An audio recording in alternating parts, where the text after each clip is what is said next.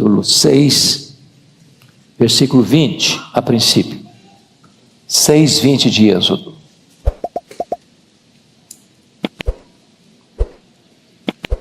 Convido toda a congregação para a leitura em uníssono. Vamos juntos? Arão tomou por mulher a Joquebede, sua tia, e ela lhe deu a Arão e Moisés. E os anos da vida de Arão foram 137. Agora, números 26, 59.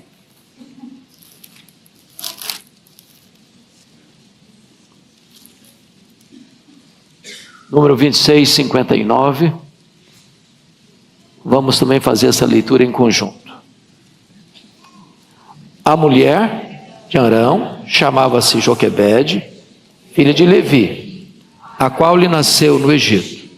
Teve ela de Arão a Arão e a Moisés e a Miriam, irmã deles. Agora vamos voltar para Êxodo capítulo 1.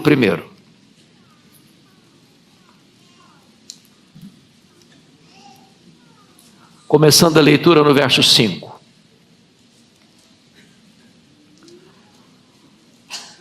Eu passo a ler então. Todas as pessoas, pois, que descenderam de Jacó foram 70. José, porém, estava no Egito. Faleceu José e todos os seus irmãos e toda aquela geração. Mas os filhos de Israel foram fecundos e aumentaram muito e se multiplicaram e grandemente se fortaleceram de maneira que a terra se encheu deles. Entremente se levantou um novo rei sobre o Egito que não conhecera José. Ele disse ao seu povo: eis que o povo dos filhos de Israel é mais numeroso e mais forte do que nós. Eia, usemos de astúcia para com ele, para que não se multiplique. E seja o caso de que, vindo guerra, ele se junte com os nossos inimigos e peleje contra nós e saia da terra. E os egípcios puseram sobre eles feitores de obras, para os afligirem com suas cargas. E os israelitas edificaram a Faraó cidades, celeiros, Pitom e Ramsés. Mas quanto mais os afligiam, tanto mais se multiplicavam e tanto mais se espalhavam, de maneira que se inquietavam por causa dos filhos de Israel. Então os egípcios, com tirania, faziam servir os filhos de Israel. E lhes fizeram amargar a vida com dura servidão em barro e em tijolos, e com todo o trabalho no campo, com todo o serviço em que na tirania o serviam. O rei do Egito ordenou as parteiras hebreias, das quais uma se chamava Sifrá e a outra Puá, dizendo: quando servirdes de parteiras às hebreias, examinai. Se for filho, matai-o. Se for filha, que viva. As parteiras, porém, temeram a Deus e não fizeram como lhe ordenara o rei do Egito, as deixaram viver os meninos. Então o rei do Egito chamou as parteiras e lhes disse: por que fizestes isso e deixastes viver os meninos? Responderam as parteiras a Faraó: é que as mulheres hebreias não são como as egípcias, são vigorosas, e antes que lhes chegue a parteira, já deram à luz a seus filhos. E Deus fez bem às parteiras, e o povo aumentou e se tornou muito forte. E porque as parteiras temeram a Deus, ele lhes constituiu família. Então ordenou Faraó a todo o seu povo, dizendo: a todos os filhos que nascerem aos hebreus lançareis no Nilo, mas a todas as filhas deixareis viver.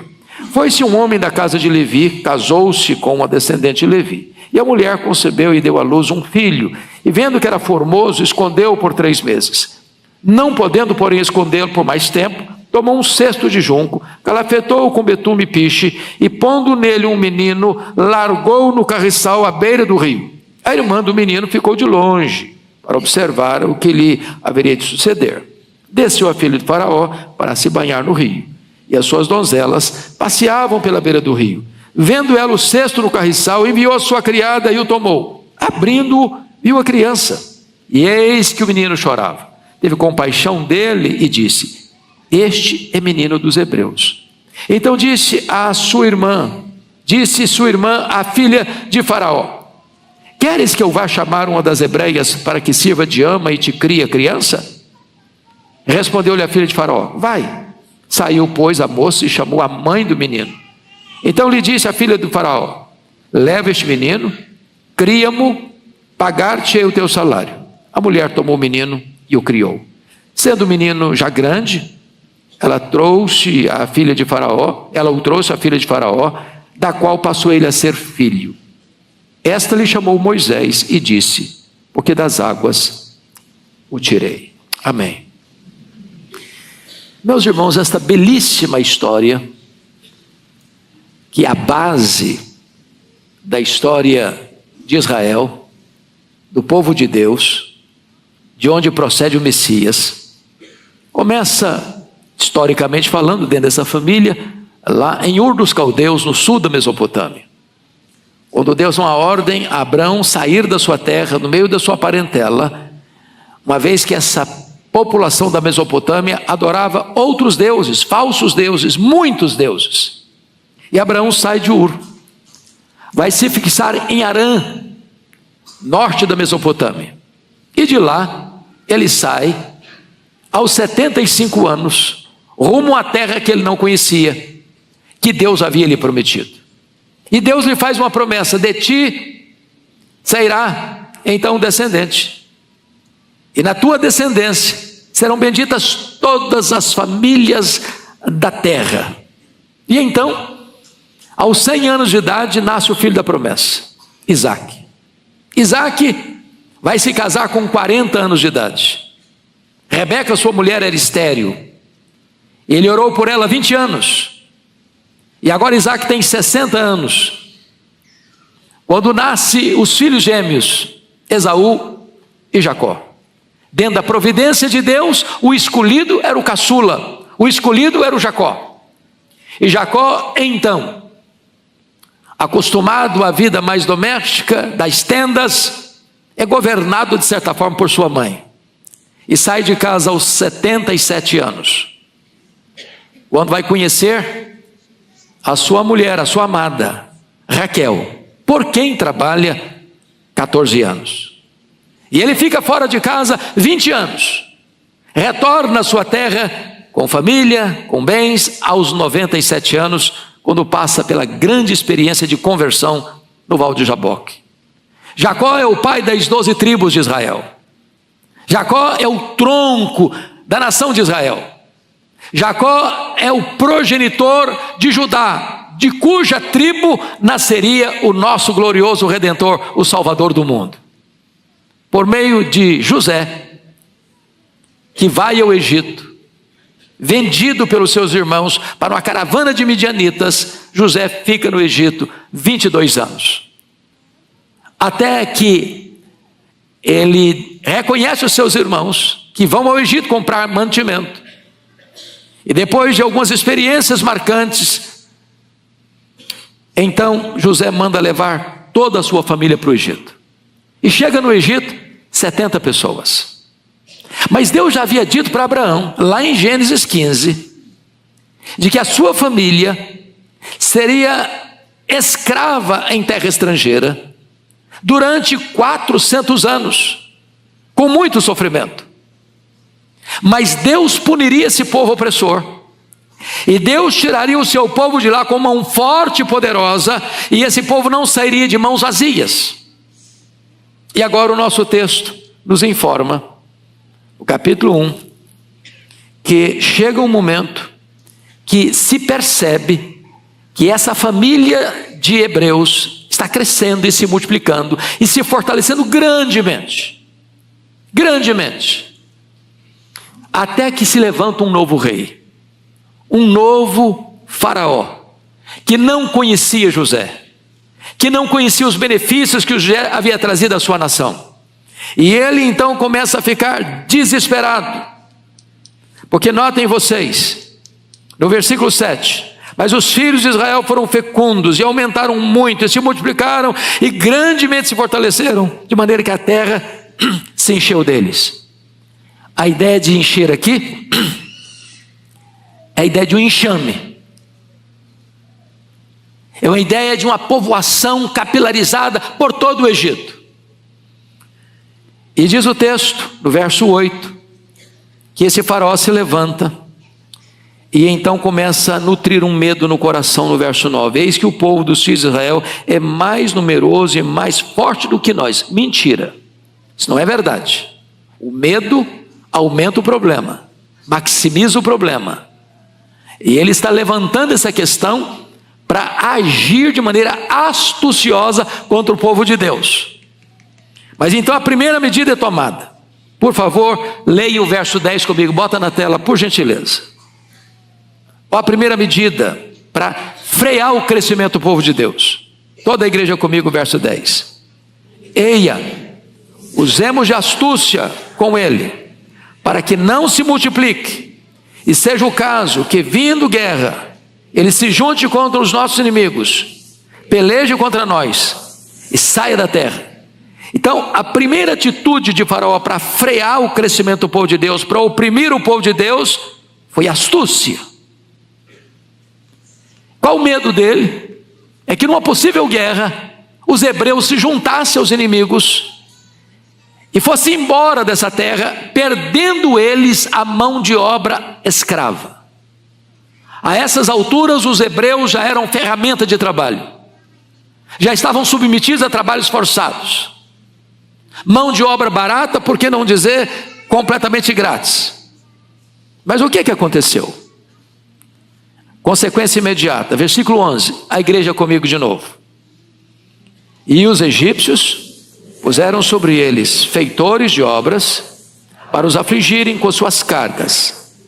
Os israelitas edificaram a Faraó as cidades de celeiros de Pitom e Ramsés. Então tem um outro componente agora, além de trabalho escravo, agora os hebreus têm ao lado um feitor de escravo.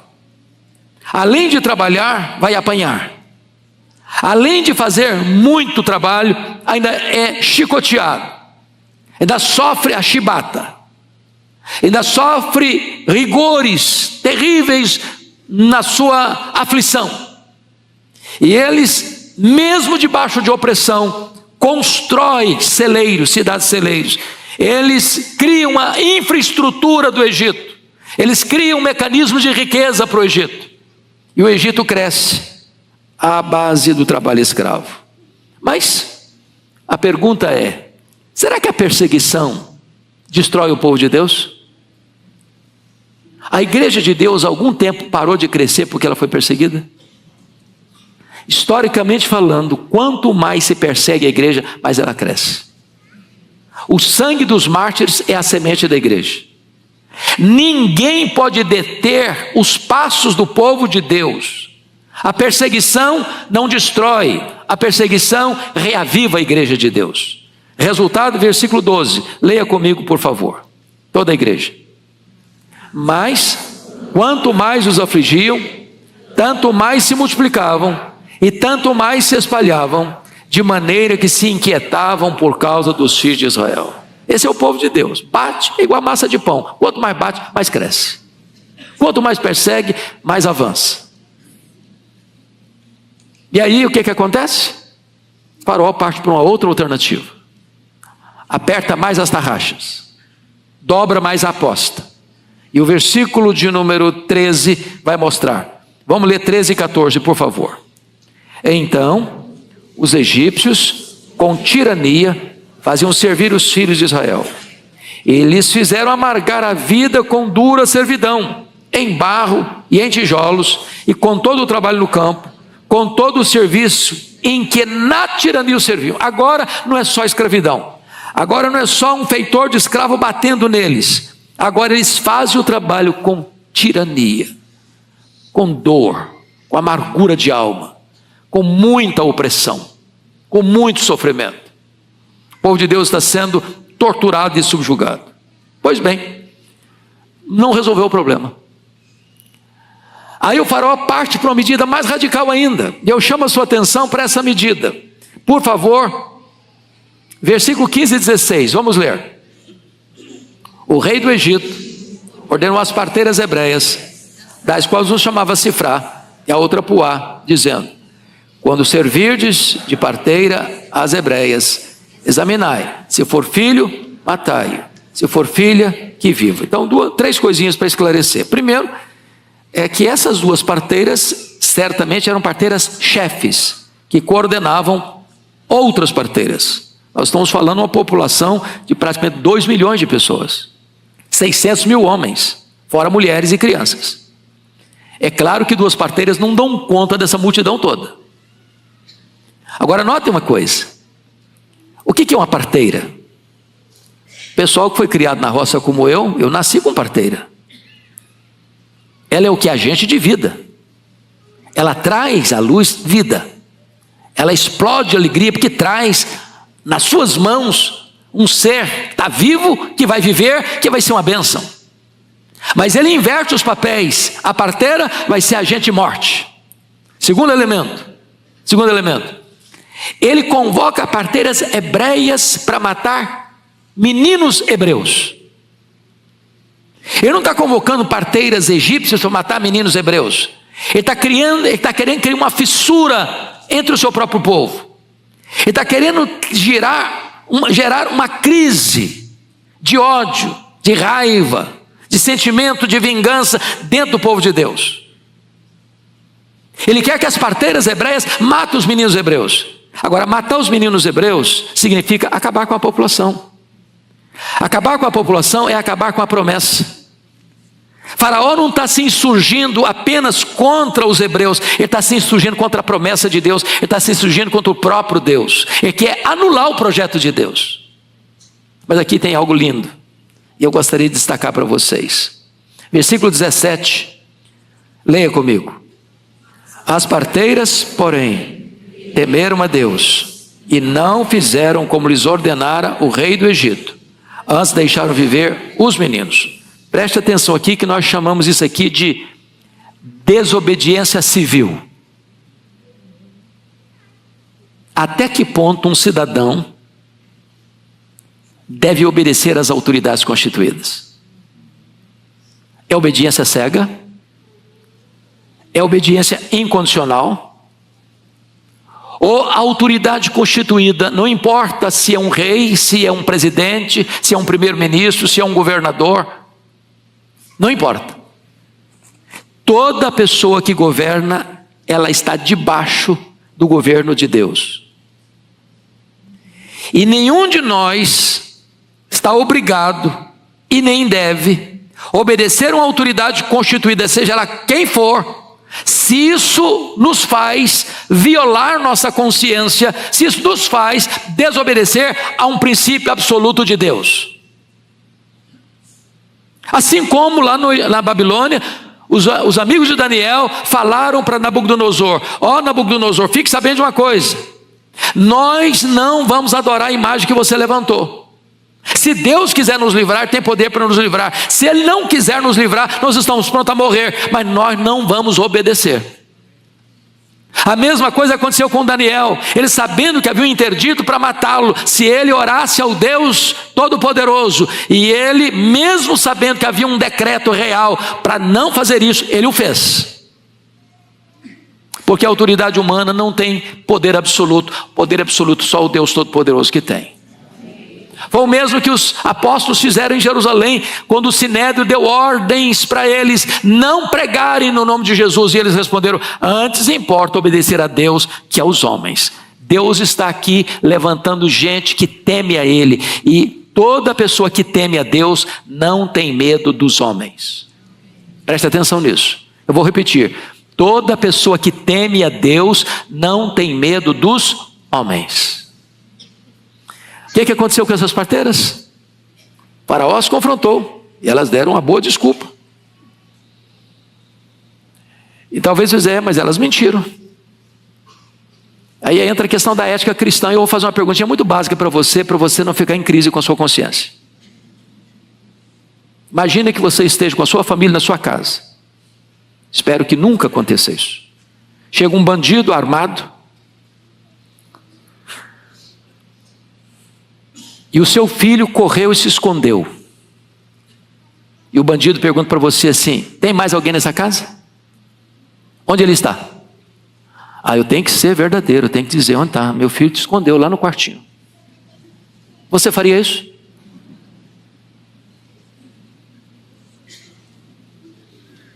Qual o peso de você dizer: eu não sei, não tem ninguém? Essa palavra vai poupar uma vida. Quando elas disseram: as mulheres hebreias não são iguais às mulheres egípcias, não. Quando a gente chega, a menina já deu a luz.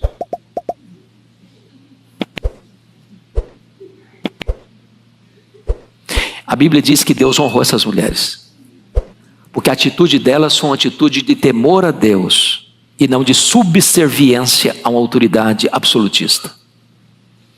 Mas notem que Faraó então parte para a última postura e radical para impedir o crescimento do povo de Deus. Confira comigo, por favor, o versículo 22, toda a igreja comigo. Vamos juntos? Então ordenou o Faraó a todo o seu povo, dizendo: a todos os filhos que nascerem aos hebreus lançareis no Nilo, mas a todas as filhas deixareis de ver. Agora preste atenção que a primeira atitude de despotismo contra a vida é uma ordem às parteiras hebreias. Agora a ordem é a todos os filhos, a todo o seu povo. Agora os fiscais do Faraó é o próprio povo egípcio, dizendo o seguinte: olha, quando nascer um menino, investiguem para mim.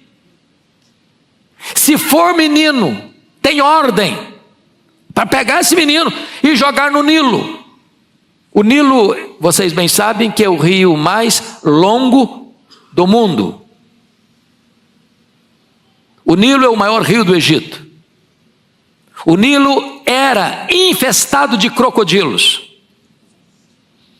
A questão aqui não é apenas morte por afogamento, uma criança não sabe nadar, ela não sobrevive na água, mas talvez ela seja devorada pelos crocodilos antes de perder o fôlego, antes de perder a consciência no afogamento.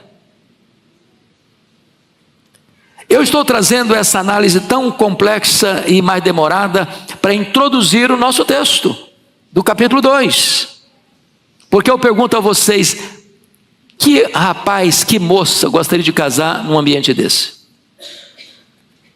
Sabendo que vai ter um filho, o filho vai virar comida de crocodilo. Eu tenho escutado, pastor Ival, o senhor também, alguns jovens dizendo: eu não quero ter filhos, dá muito trabalho, é muito difícil. E quem diz que não dá trabalho? E quem diz que é fácil? Criar filhos não é brincadeira. E esse casal, Amrão e Joquebede, tiveram 3 filhos. A mais velha, Miriam, já era uma menina adolescente, podendo cuidar do cesto lá na beira do rio. O Arão, 3 anos mais velho que Moisés, Moisés o caçula. Diz Atos capítulo 7 e Hebreus capítulo 11, que quando o menino nasce, aqui dá a impressão, conforme versículo 2, a mulher concebeu e deu à luz a um filho, e vendo que era formoso, escondeu por 3 meses. Eu pergunto a vocês: que filho não é formoso para a mãe? Tem algum? Tem bebê que não é bonito mesmo não. Depois fica lindo, maravilhoso. Agora, o texto lá no Novo Testamento não diz que ele era formoso assim, de bonitinho, não. Era formoso aos olhos de Deus. Podia até ser bonitinho. Formoso aos olhos de Deus. Deus tinha um propósito. Então a primeira coisa que eu chamo a sua atenção, mamãe está aqui, é que nós criamos nossos filhos e vemos os nossos netos crescerem num ambiente muito hostil. Muito hostil. E louvado seja Deus que a Igreja Presbiteriana de Pinheiros está preocupada com isso, está pensando numa escola de princípios, porque a situação aí está tão difícil, tão difícil. Eu estive o ano passado no Canadá, e fui pregar numa cidade daquele país, um trabalho à tarde, e uma mãe me procura, com o coração muito perturbado, e disse: pastor Hernandes, o meu filho foi para a escola hoje, pela primeira vez, com 5 anos de idade. E hoje, o professor que o recebeu, chamou à parte e disse: você é quem escolhe se você quer ser homem ou mulher, menino ou menina. Para uma criança de 5 anos, no primeiro dia de aula. Nós estamos vivendo uma época em que a mídia torna tudo comum. E há poucos dias eu perguntei: por que essa explosão dessa confusão mental na vida de tantas pessoas? E a pessoa me respondeu: pastor, é a mídia que incentiva. São as escolas, muitas delas regidas por esse pensamento. Vivemos num mundo de violência, vivemos num mundo de confusão, vivemos num mundo de perturbação, vivemos num mundo de opressão.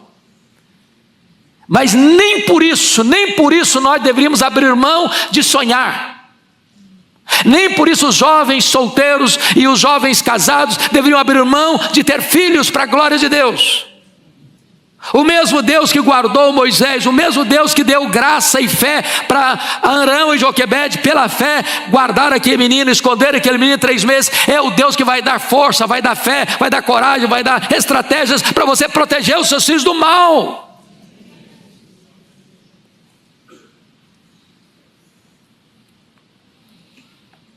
Agora veja você que escondeu o menino 3 meses. Gente, bebê chora ou não chora? Quando é que bebê chora? Quando está com fome? Quando está sentindo dor? Quando está com fome, com dor? Está precisando de limpeza. Mais o quê? Com sono, pronto. Sabe o que eu penso tem hora? Que quando o menino começava a chorar, pastor, eu apertava o menino no peito, para sufocar o choro dele, porque não podia chorar alto. As casas daquela época, irmãos, não são como as nossas casas, chiques, grandes, bonitas, não. Casas muito singelas. Mas Hebreus vai nos informar, capítulo 11 de Hebreus, e isso é maravilhoso. Abra lá comigo em Hebreus 11, põe na tela, filho, para a gente ler. Por favor. Versículo 23, 11 e 23 de Hebreus. Toda a igreja comigo. Pela fé, Moisés, apenas nascido, foi ocultado por seus pais durante 3 meses, porque viram que a criança era formosa. Também não ficaram amedrontados pelo decreto do rei. Olha aqui, que explicação maravilhosa. Por que eles esconderam o menino 3 meses? Pela fé. Pela fé eles não tiveram medo de quê? Do decreto do rei. Isso é fé. Vamos ler o 24, por favor. Pela fé, Moisés, quando já homem feito, recusou ser chamado filho da filha de Faraó, preferindo ser maltratado junto com o povo de Deus, ao usufruir prazeres transitórios do pecado, porque considerou o opróbrio de Cristo por maiores riquezas do que os tesouros do Egito, porque contemplava o galardão. Então vamos perceber algumas coisas agora, irmãos, no capítulo 2. Depois de 3 meses, a Joquebede pensou assim: não dá mais para segurar. Ela dá mais um passo de fé. Vou fazer um cesto. Vou calafetar esse cesto. Vou botar o menino no cesto. E vou soltar no carriçal, ou seja, aquelas plantas de papiro, às vezes, que davam na beira do rio. Agora preste atenção nisso. A palavra cesto aqui, no hebraico, é arca. E a palavra arca só aparece 2 vezes no Velho Testamento, só 2 vezes. A arca de Noé e a arca de Moisés. A arca de Noé significou o quê? Salvação. A arca de Moisés significou o quê? Salvação. Na arca de Noé, Deus salvou a humanidade. Na arca de Moisés, Deus salvou o povo eleito. Na arca de Noé, Deus salvou o macrocosmo. Na arca de Moisés, Deus salvou o microcosmo. O que entendeu aquela mulher pela fé? As águas no Nilo não vão ser a sepultura do meu filho. As águas do Nilo vão ser a salvação do meu filho. Isso é fé. O mundo é hostil mesmo. O ambiente é terrível mesmo. As escolas hoje, em grande parte, oferecem riscos e perigos também, além da educação. O que você vai fazer? Vai recuar? Vai amedrontar? Vai ficar com medo? Não vai querer ter filhos? Vai querer parar? Em nome de Jesus, não.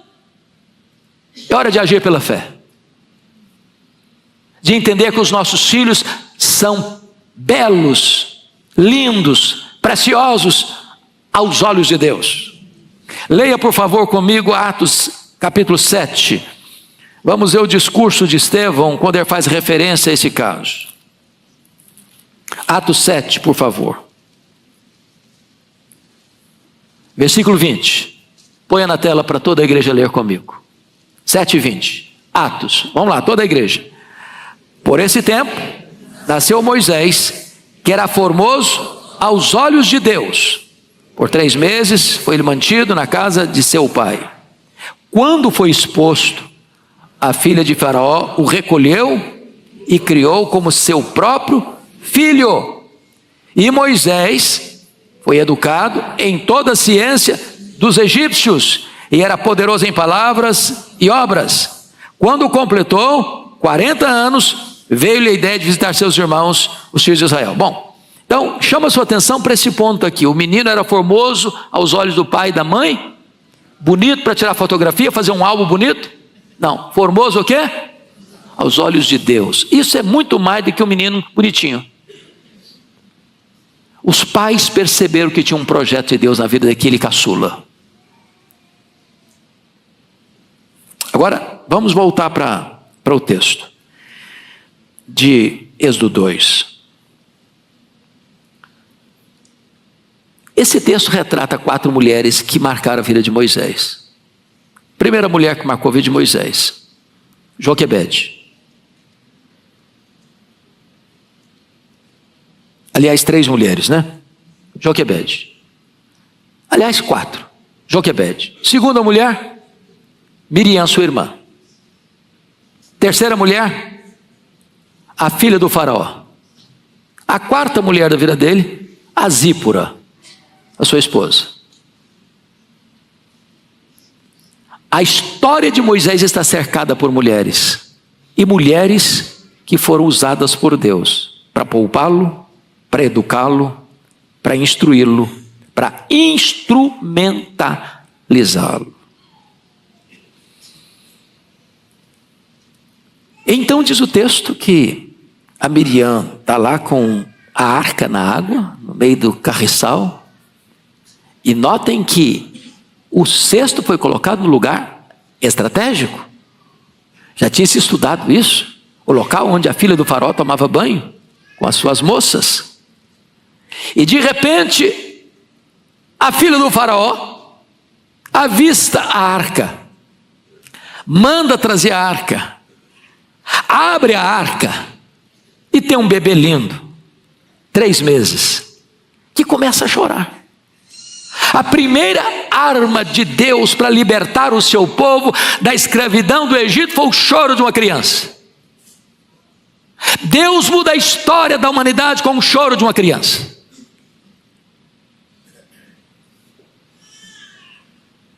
Eu acho incrível a presteza e rapidez e sabedoria da Miriam. Quando chega para a filha do faraó e diz: você não quer que eu arranje uma mãe para cuidar dessa criança? E aqui tem tudo a providência de Deus. E a filha do faraó disse: eu quero, claro, eu quero. E ela correu para a mãe Joquebede e falou: mamãe, a arca funcionou. Deus honrou sua atitude de fé. A arca foi encontrada. E foi encontrada pela filha do faraó. E ela está dizendo que quer uma mãe para cuidar do menino. Não tem ninguém melhor que a senhora. E aí a Joquebede vai, toda posuda, toda tranquila. E olha, eu vou te pagar para você cuidar dele. Agora pensa como Deus é maravilhoso. Um menino marcado para morrer, agora é educado por quem? Pela mãe. Recebendo um régio salário. Essa é a recompensa da fé. Agora preste muita atenção nesse ponto. Deus está resolvendo alguns problemas na vida de Moisés. Primeiro problema: Deus o livra da morte. Segundo problema, problema emocional. é a mãe dele que vai criá-lo. Terceiro problema que Deus resolve: educação religiosa.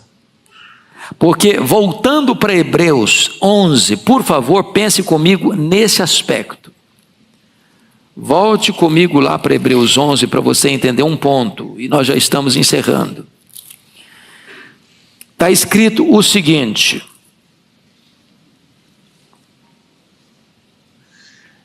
preste atenção aqui, versículo 24: pela fé Moisés, quando já homem feito, recusou ser chamado filho da filha de Faraó, preferindo ser maltratado junto com o povo de Deus ao usufruir prazeres transitórios do pecado, porquanto considerou a prova de Cristo por maiores riquezas do que os tesouros do Egito, porque contemplava o galardão. E eu pergunto a vocês, onde ele aprendeu isso? Foi no palácio do Egito? Foi estudando as ciências ocultas do Egito? E a resposta é um sonoro não.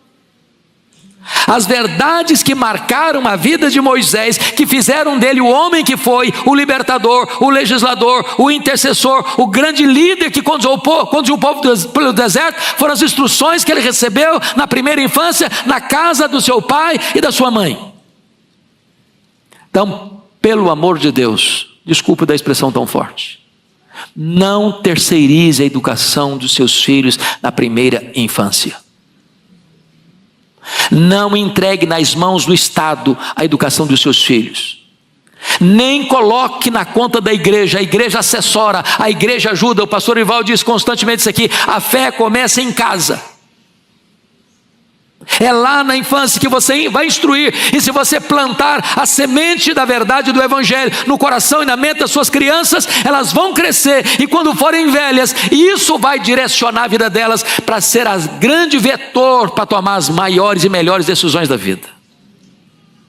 Mas finalmente, em quarto lugar, Deus resolveu o problema da formação acadêmica. Porque o texto vai dizer que Moisés vai estudar as ciências do Egito, matemática, arquitetura, medicina. Ele vai se tornar um homem de cultura enciclopédica, importantíssimo para o que ele escreveu, o Pentateuco, importantíssimo para as experiências que ele teve como legislador, importantíssimo para a posição dele de liderança, para tirar o seu povo da amarga escravidão do Egito. Então, Deus é esse Deus maravilhoso, que usa as mais diversas ferramentas para cumprir os seus santos propósitos. E permita-me concluir dizendo que Joquebede foi uma mãe muito bem-aventurada. O nome Joquebede significa Jeová é a sua glória. Essa mulher só é mencionada 2 vezes na Bíblia, os 2 textos iniciais que lemos, Êxodo 6:20, número 26:59. Mas essa mulher, preste atenção, e eu vou pedir que você acompanhe a leitura comigo que eu farei em Miqueias 6:4, que tem uma informação muito linda sobre ela. Olha o que está escrito aqui, Miqueias 6:4, já que está na tela, vamos todos ler. Pois te fiz sair da terra do Egito, e da casa da servidão te remi, e enviei adiante de ti Moisés, Arão e Miriam. Preste atenção nisso. Essa mãe é mãe de 3 filhos, Miriam, Arão e Moisés.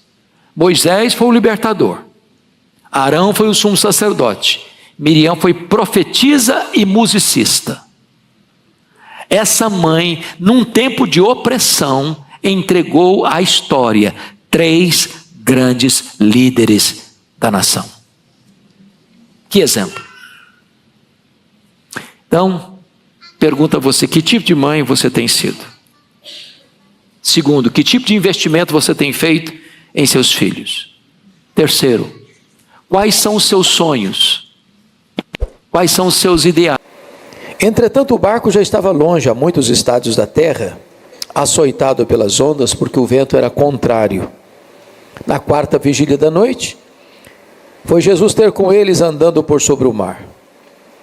E os discípulos, ao verem-no andando sobre as águas, ficaram aterrados e exclamaram: é um fantasma! E tomados de medo gritaram. Mas Jesus imediatamente lhes disse: tende bom ânimo, sou eu, não temais. E respondendo-lhe Pedro disse: Se és tu, Senhor, manda-me ir ter contigo por sobre as águas. E ele disse: vem. E Pedro, descendo do barco, andou por sobre as águas e foi ter com Jesus. Reparando, porém, na força do vento, teve medo. E começando a submergir, gritou: salva-me, Senhor! E prontamente Jesus, estendendo a mão, tomou e lhe disse: homem de pequena fé, por que duvidaste? Subindo ambos para o barco, cessou o vento. E os que estavam no barco o adoraram, dizendo: verdadeiramente és filho de Deus. Aleluia. Amém. O contexto desta passagem, meus amados, sugere-nos duas coisas que ocorreram com Jesus. A primeira delas é que Jesus estava numa fase tão intensa do seu ministério, diz a Bíblia, que ele não tinha tempo para comer, em face das múltiplas demandas das multidões. O segundo fato é que Jesus acaba de receber uma trágica notícia. O seu precursor, João Batista, acabava de ser degolado, arrancado da masmorra de Maquerós, às margens do Mar Morto, por ordem do tetrarca Herodes Antipas.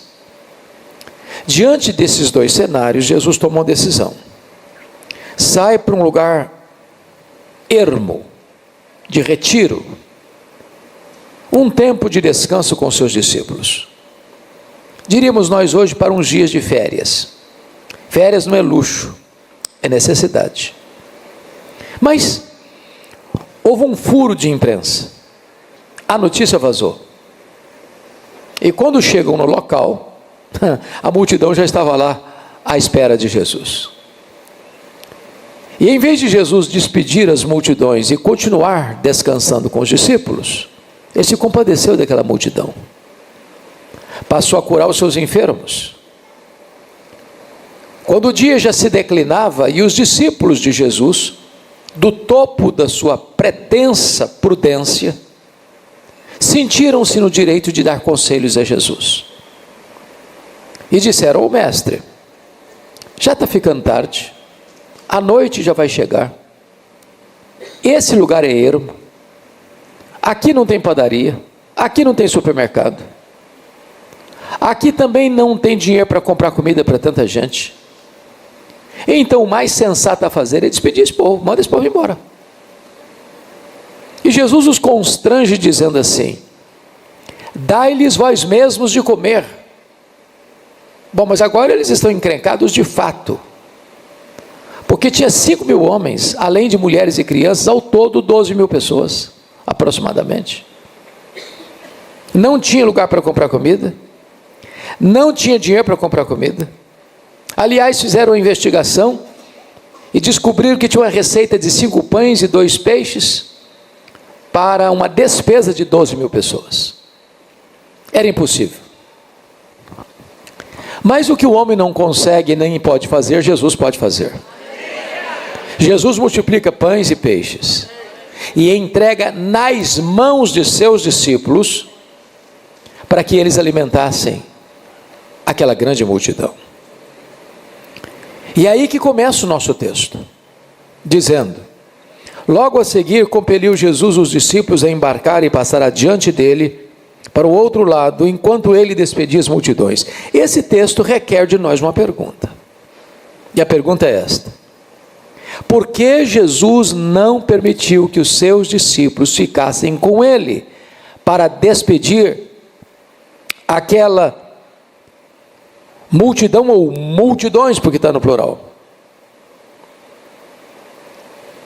Por que Jesus não pede, não aconselha, compele, obriga os discípulos a entrar no barco e voltar para Cafarnaum? Do que Jesus está protegendo os discípulos? Mateus não responde essa pergunta. Mas o relato de João, capítulo 6, verso 15, que é paralelo deste, nos diz o motivo. É que esta multidão que acabara de ser alimentada, ao experimentar um milagre tão extraordinário, diz o texto lá, que vem com o propósito de arrebatar Jesus para fazê-lo rei, ou seja, um Messias político, que veio apenas para resolver os seus problemas imediatos do aqui e do agora, apenas para atender suas necessidades físicas, materiais e temporais, apenas um operador de milagres. E vale destacar que nós cremos em milagres, que nós pregamos sobre milagres, que nós cremos em milagres.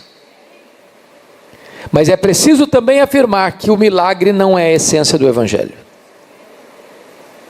Jesus não desceu do céu apenas para fazer milagres. Os milagres que ele operou foram para provar que ele era o Messias, o Salvador do mundo. Mas ele desceu do céu não apenas para fazer milagres, mas para salvar o pecador e dar a ele a vida eterna. Então, Jesus não queria que os seus discípulos fossem tentados por essa cosmovisão. Ele não queria que os seus discípulos fossem atraídos por essa ideia de que ele veio apenas para operar maravilhas. Então Jesus obriga os discípulos a sair do local, para não serem seduzidos por essa interpretação. A grande pergunta é: aquele povo tinha motivos para esperar um Messias que viesse trazer libertação para eles, quebrar o jugo da opressão deles, resolver os seus problemas do aqui e do agora? E a resposta é um sonoro sim. Permita-me uma breve retrospectiva. Deus disse para Abraão, o tronco maior desta nação, lá em Gênesis 15, que a sua descendência seria escrava em terra estrangeira por 400 anos.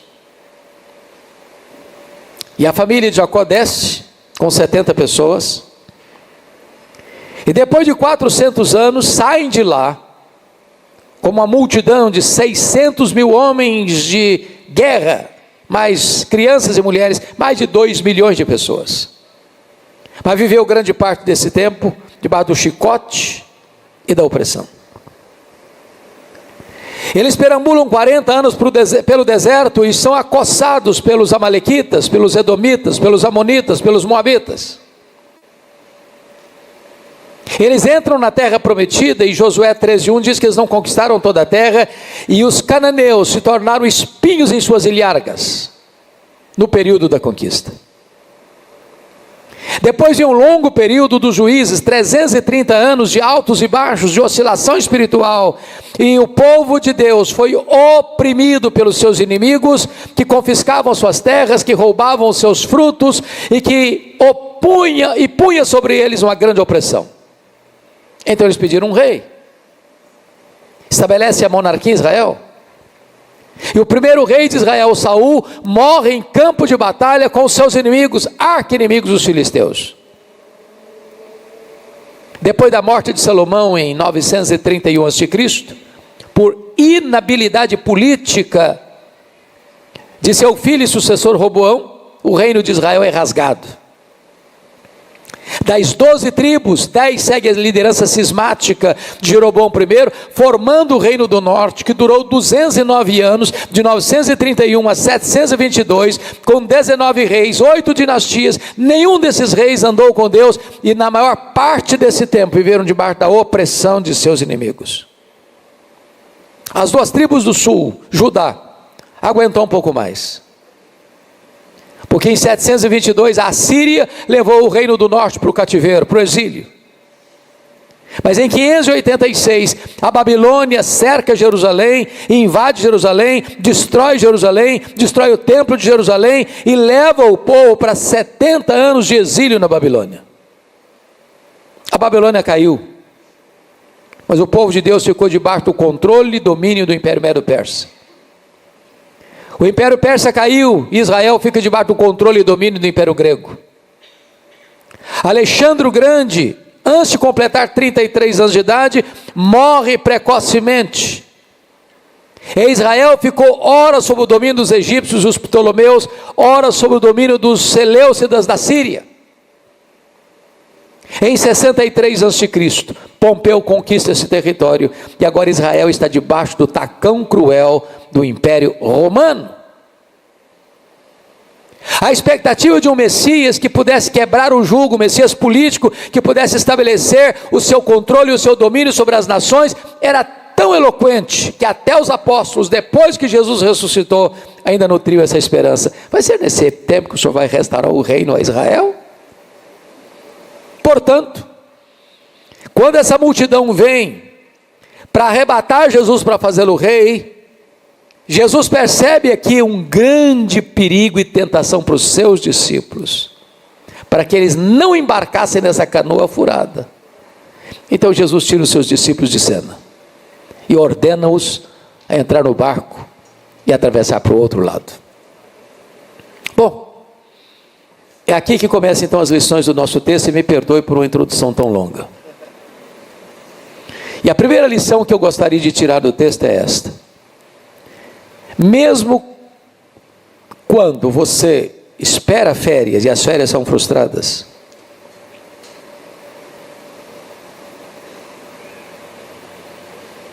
e você espera pelo menos uma volta para casa em paz, já que as férias não aconteceram, e mesmo quando você está debaixo da ordem de Jesus e fazendo o que Ele mandou você fazer, ainda assim você enfrenta tempestades na vida.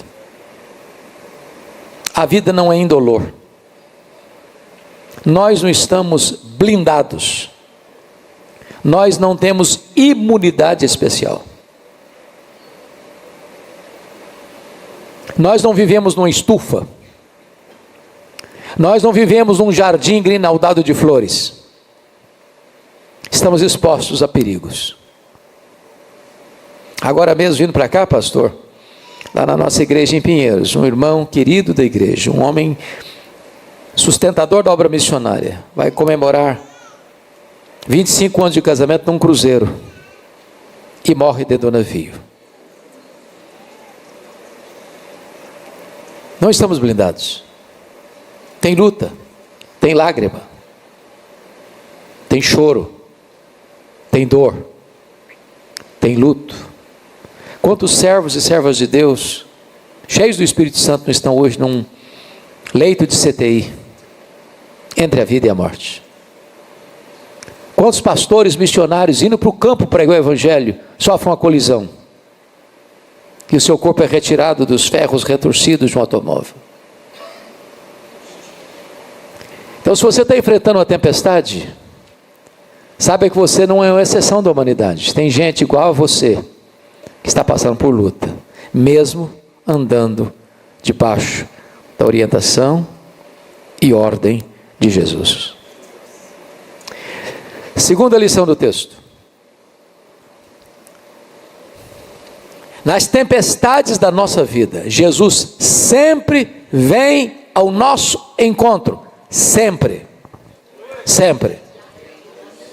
Agora, por favor, notem isso. Quando os discípulos saem, ainda era dia.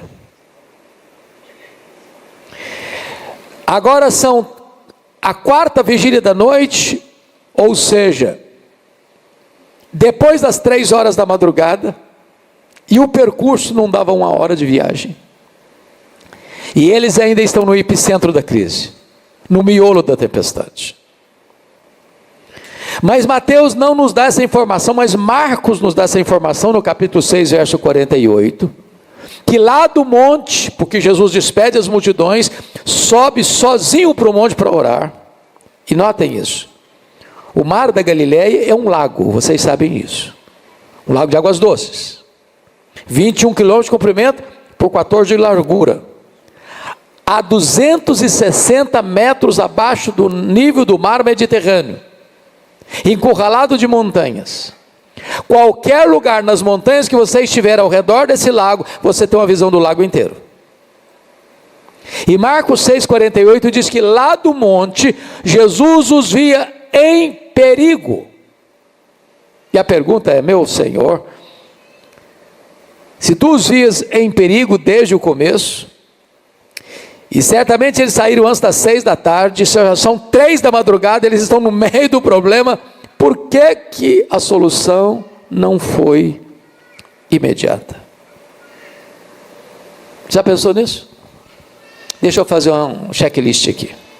Quem nesse auditório já ora por uma causa há mais de 5 anos? Por favor. Você já fez essa pergunta? Por que, meu Deus? Por que que a resposta não veio ainda? Por que que ainda está doendo? Por que que aquela pessoa que eu oro ainda não se converteu? Por que que aquela enfermidade que me aflige ainda não foi embora? Então preste atenção. Ele sempre vem, mas nem sempre do jeito que a gente quer e no tempo que a gente quer. Às vezes nós somos como Naamã. Lembra do Naamã? O general da Síria. Ele foi a Israel com o propósito de ser curado da sua lepra pelo profeta Eliseu. E eu penso, pastor Valdir, que o Naamã escreveu a liturgia do culto da sua cura.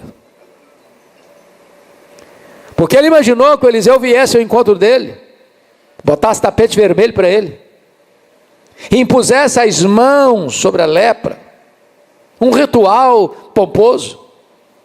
E diz a Bíblia que quando ele chega onde está Eliseu, o Eliseu nem saiu de dentro da casa, só mandou um recado: fala para o generalzão 4 estrelas aí, para ele lá no Jordão mergulhar 7 vezes. Não, para um pouquinho só. Não, eu não vim da Síria por um negócio desse não, hein? Eu esperava que ele viesse, eu esperava que ele botasse a mão. Não, aí não dá. Eu já escrevi a liturgia do culto da minha cura. Deixa eu dizer uma coisa para você: Deus é livre, Deus é soberano, e Ele faz do seu jeito, e Ele faz no seu tempo, para que toda a glória seja dEle.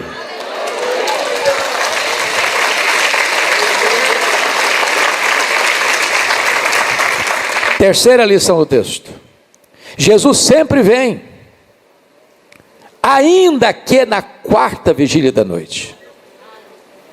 E vocês todos sabem que a noite era dividida em 4 vigílias. Primeira vigília, 6 da tarde às 9 da noite. Segunda, das 9 da noite à meia-noite. Terceira, da meia-noite às 3 da madrugada. A 4ª vigília, das 3 da madrugada às 6 da manhã, a hora mais escura da noite. Por que na 4ª vigília?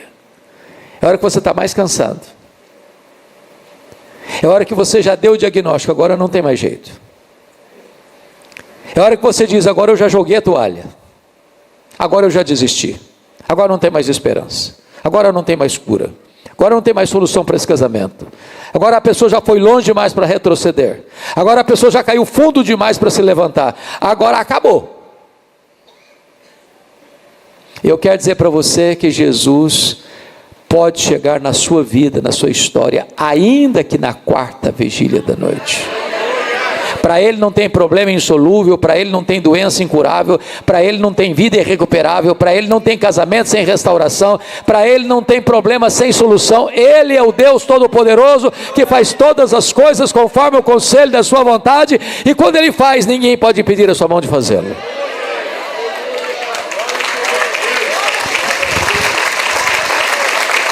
Permita-me ilustrar isso. Eu estava pregando no final do ano passado, lá em Feira de Santana, num congresso de família. E estava do meu lado como preletor também pastor Harley Mafra, pastor da Primeira Igreja Batista de São Paulo, um dos pastores.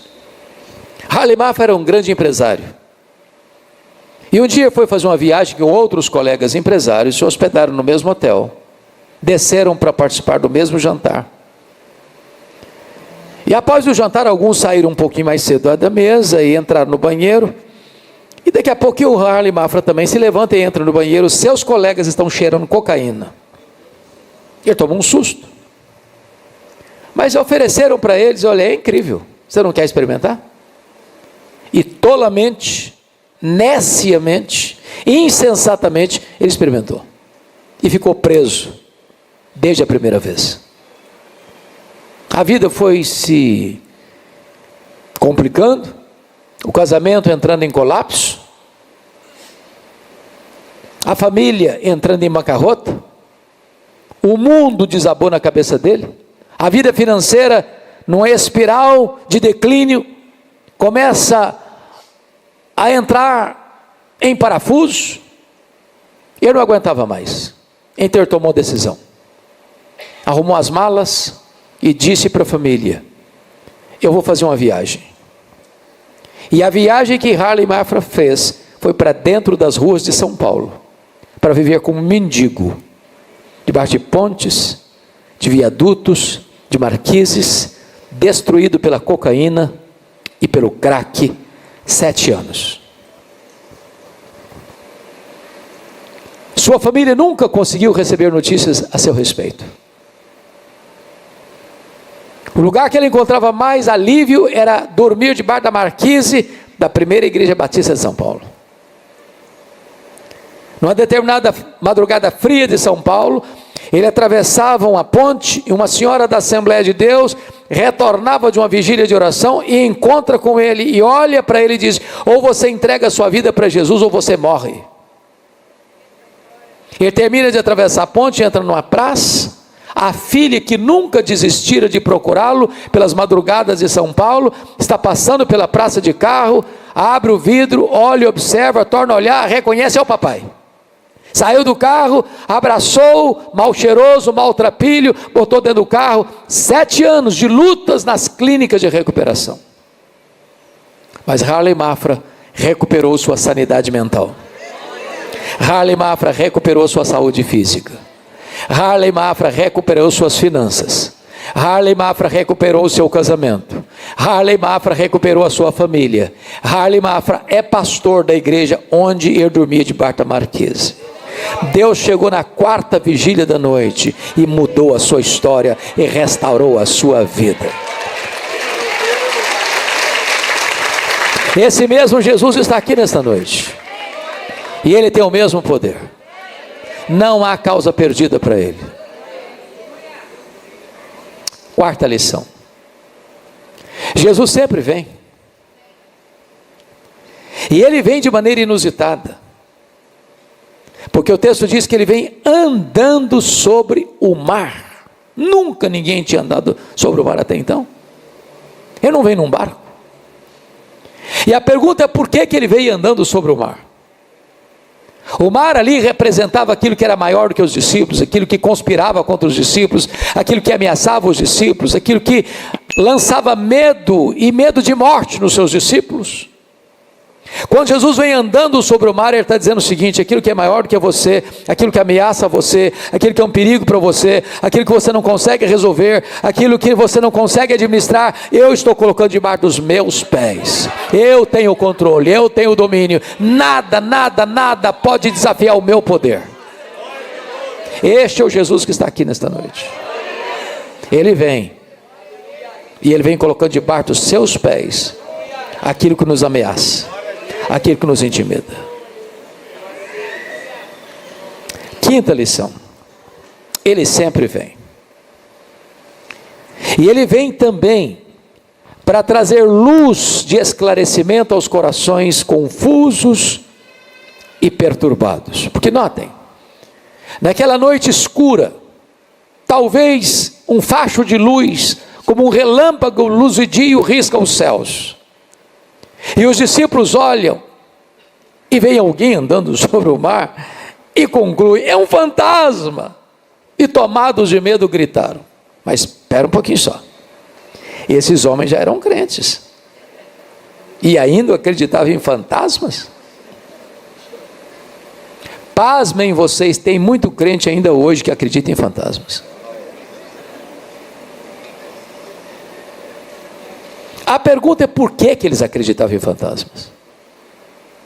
E a resposta é: dos discípulos de Jesus, só tinha um que não era galileu, que tinha nascido lá no sul, lá na Judéia, e esse era Judas Iscariotes. Todos os outros eram galileus, lá do norte de Israel. A Galileia era a região mais povoada daquela época. Tinha 204 pequenas vilas e aldeias na Galileia, cercada de povos pagãos, de povos gentílicos, de povos politeístas. A Bíblia chega a chamar Galileia dos gentios. Isso é fato, comprovado, do misticismo dessa região. Quando Jesus está lá no extremo norte da Galileia, conforme a Mateus 16, nas fraldas do Monte Hermon, lá em Banes, onde nasce o Rio Jordão, lá em Cesareia de Filipe, Jesus faz uma enquete com seus discípulos assim: quem dizem os homens ser o Filho do Homem?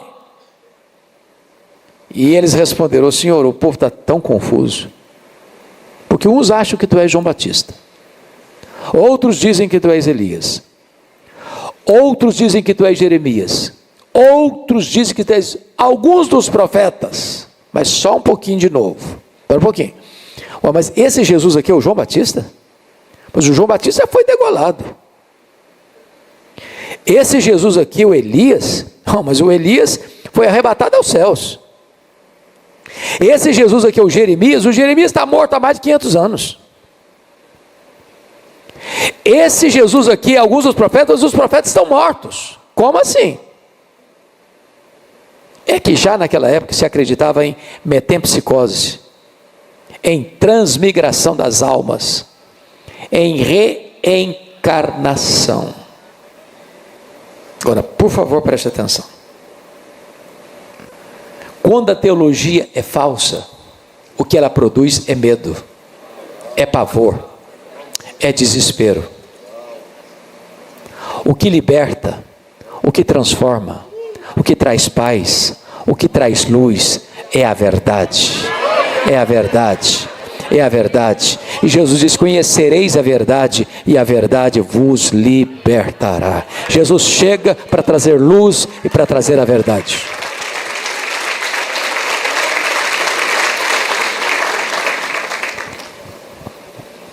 Sexta lição do texto: ele sempre vem,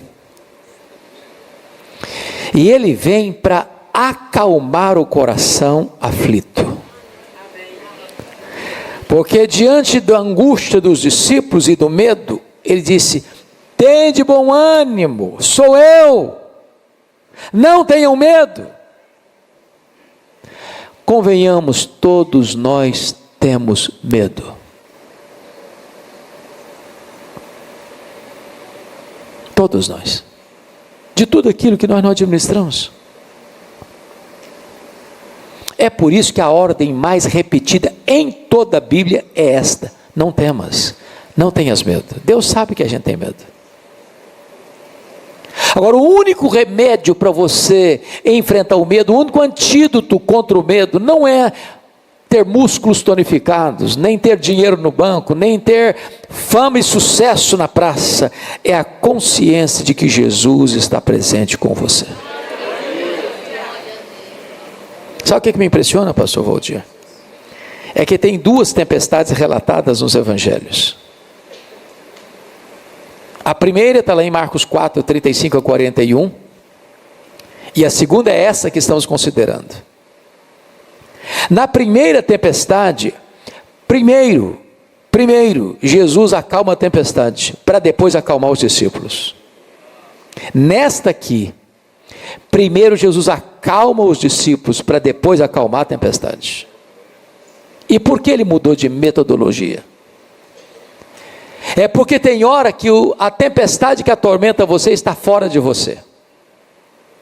Tem hora que a tempestade que consome você está dentro de você. Tem hora que o seu problema é a circunstância. Tem hora que o seu problema é o sentimento.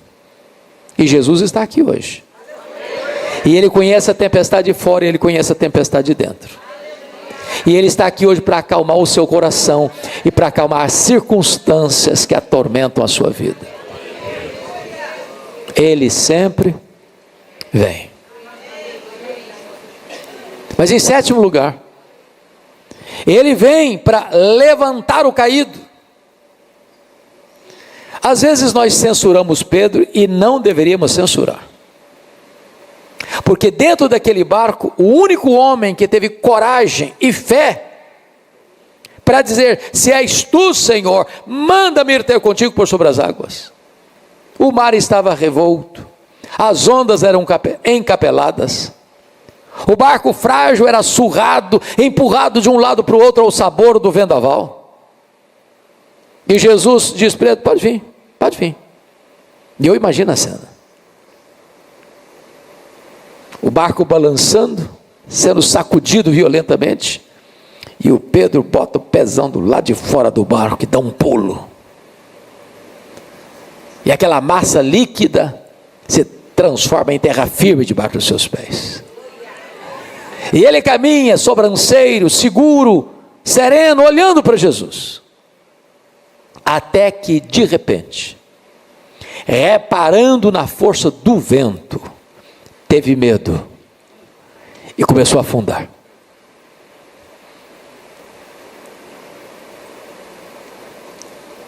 Não censure Pedro, não. Porque às vezes nós tiramos os olhos de Jesus também. Talvez nas noites mais escuras da minha vida,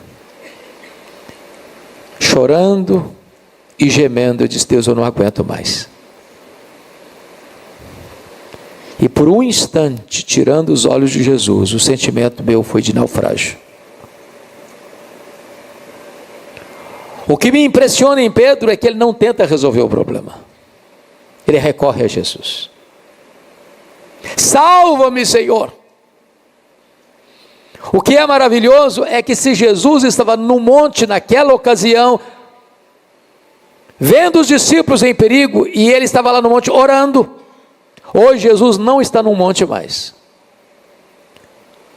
Hoje Jesus, como seu grande sumo sacerdote, está à direita de Deus Pai, e Ele está atento ao seu clamor. Basta você gritar por socorro e Ele vem ao seu encontro. E Ele segura você pela mão. E Ele tira você das gargantas da morte. E Jesus dá um tapinha de luva em Pedro, bem suave.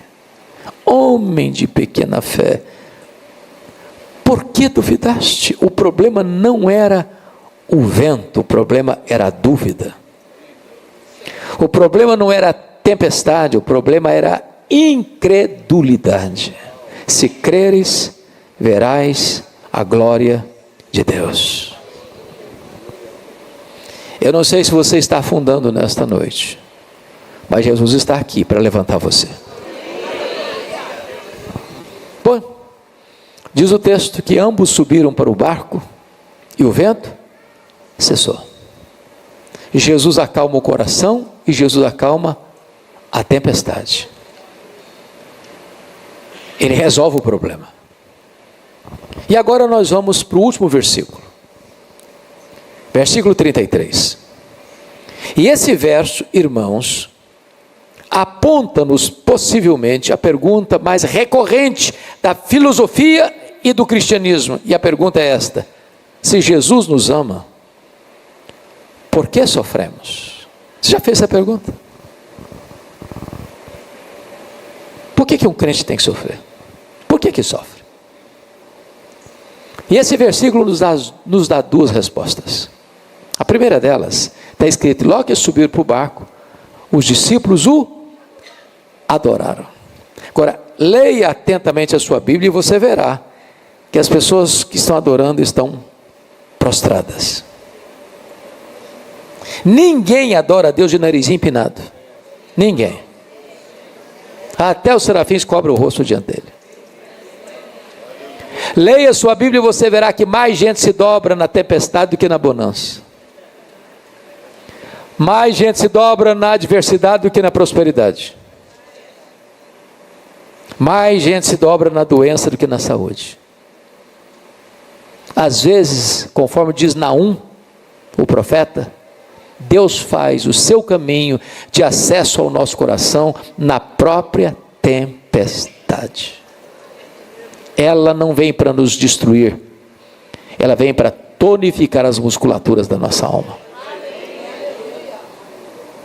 Segundo lugar, o Senhor permite as tempestades para nos levar a um nível mais profundo de experiência com Ele. Então os discípulos dizem: verdadeiramente és filho de Deus. Mas esses homens já sabiam que Jesus era o Filho de Deus. Eles já sabiam disso. Eles já tinham visto Jesus curar os cegos. Eles já haviam visto Jesus dar audição aos surdos e voz aos mudos e movimento aos coxos. Mas agora Jesus fez um milagre na vida deles, na vida deles, na vida deles. Sabe o que significa isso? Deus não quer que você tenha apenas uma experiência de segunda mão. Deus quer que você tenha a sua própria experiência com Ele.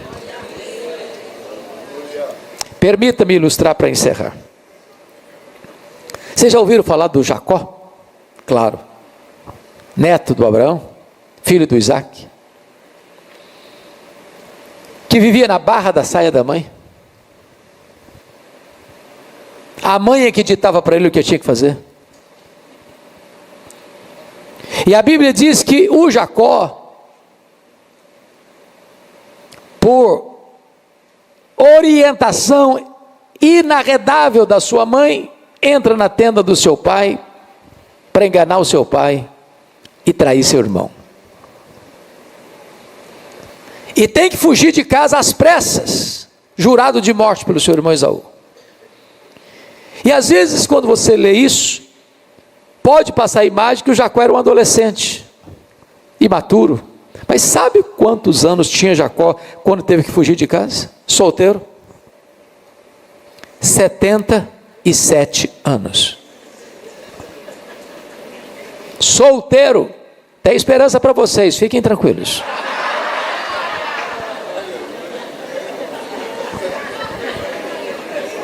Você pode argumentar, pastor, o senhor não está chutando, não? Não estou chutando, eu vou provar para você que não. Ele sai de casa com 77 anos.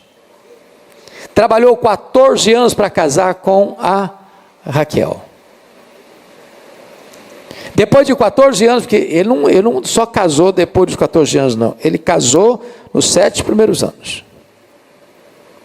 Mas teve que trabalhar para continuar casado com ela.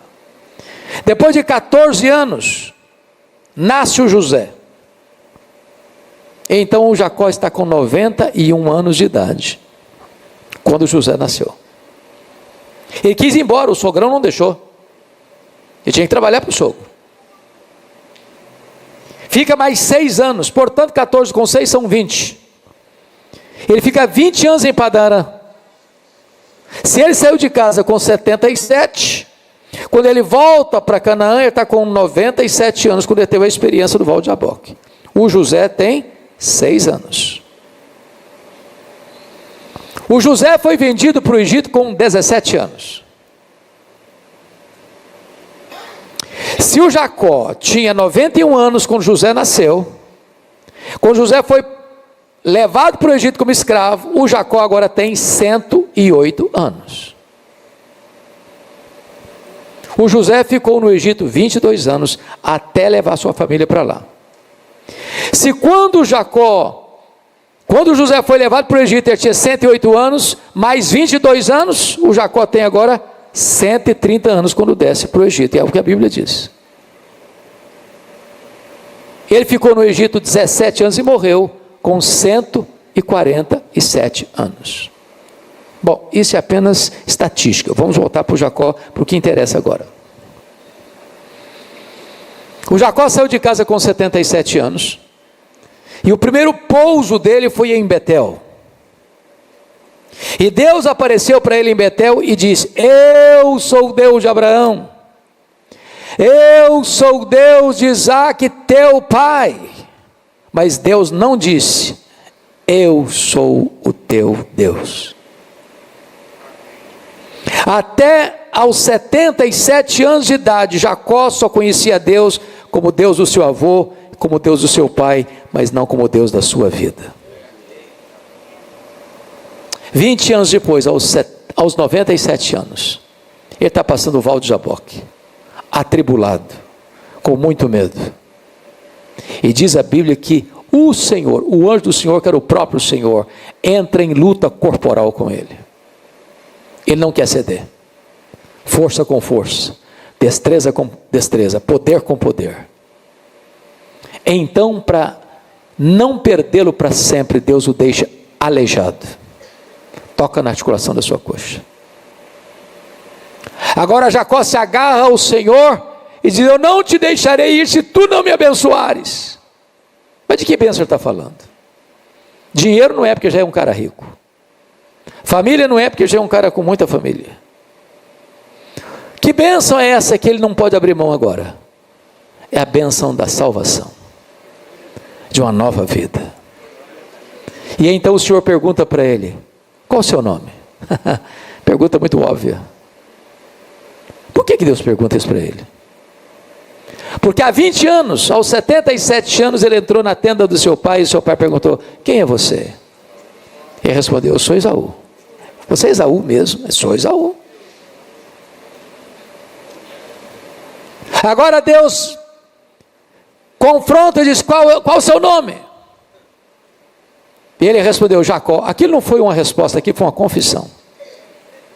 Eu sou um enganador, eu sou um suplantador. Esse é o significado de Jacó. E naquele momento que ele reconhece o seu pecado, ele reconhece as suas mazelas, Deus muda a história dele e disse: você agora não vai chamar mais Jacó, você vai chamar Israel. Eu vou mudar o seu nome, eu vou mudar seu coração, vou mudar a sua vida, vou mudar a sua história. E a Bíblia diz que Jacó então viu a Deus face a face e a sua vida foi salva. Agora Deus não é apenas o Deus do seu avô, agora Deus não é apenas o Deus do seu pai, agora Deus é o Deus da sua vida. Às vezes Deus permite uma tempestade na vida da gente, para que a gente saia da teoria e tenha uma verdadeira e profunda experiência com Deus, para dizer: verdadeiramente és filho de Deus. A minha oração é que nesta noite ninguém saia daqui deste auditório sem ter a sua própria experiência com Deus. Que o Senhor nos abençoe. Amém.